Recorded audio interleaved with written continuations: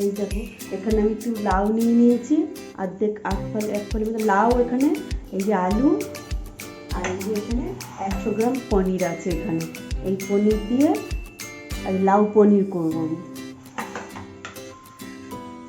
কড়া গরম হয়ে গেছে, এই তেল দিয়ে দিলাম। এই পনিরটা তো ছোটো ছোটো করে পিস পিস করে কেটে নিয়েছি, এবার একটু ভেজে নেবো।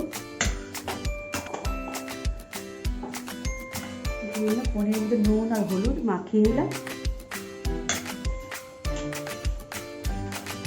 এই কড়াইতে দিয়ে দিলাম, একটু হালকা করে ভেজে নেব।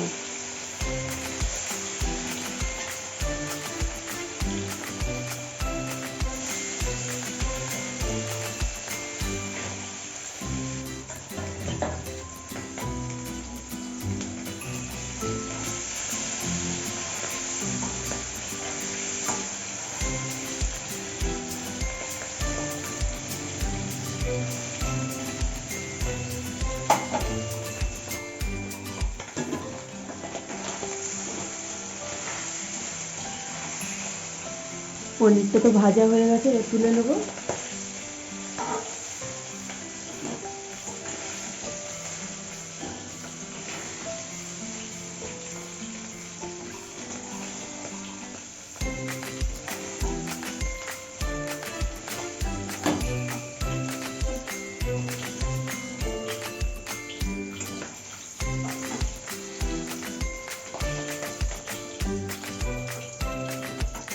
তেলের উপরে ফোড়ন দিলাম সাদা জিরে আর তেজপাতা ফোড়ন দিলাম।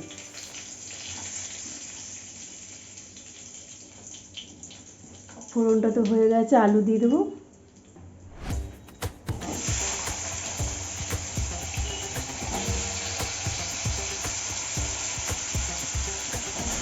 আলুগুলো ভালো করে ভেজে নেবে।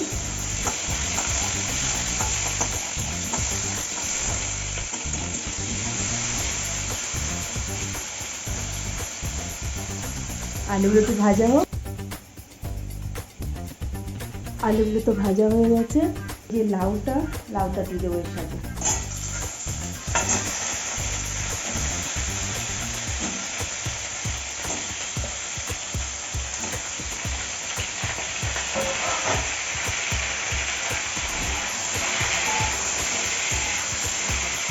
এবার লাউ আর আলু দুটো মিলে একসঙ্গে নাড়াচাড়া করে নিই।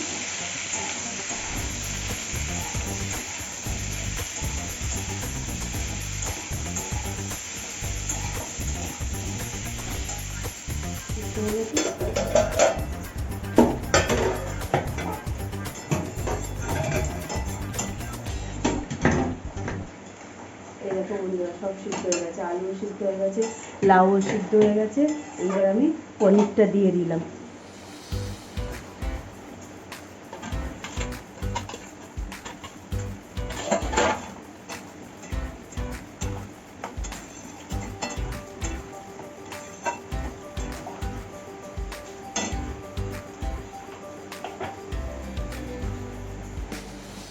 এইবার একটু স্বাদ অনুযায়ী মিষ্টি দেবো, যে যেরকম মিষ্টি খাবে সেরকম মিষ্টি দেবে। এই দেখো আমি এখানে এই 1 চামচ চিনি আছে আমার, আমি দিয়ে দিলাম।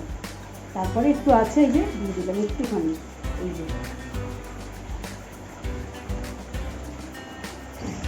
ছোটো চামচ হয় না, এই ছোটো চামচের মতন 1 চামচ পোস্ত বাটা দিয়ে দিলাম।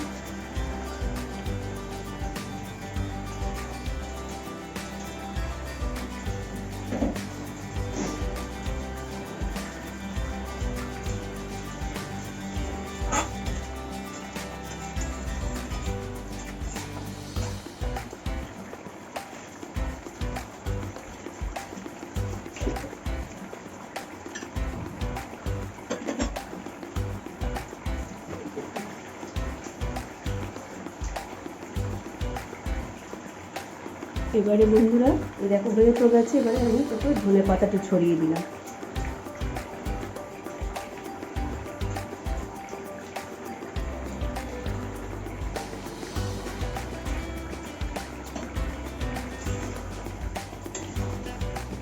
ধনে পাতা দিয়ে নেড়ে চেড়ে নিলাম।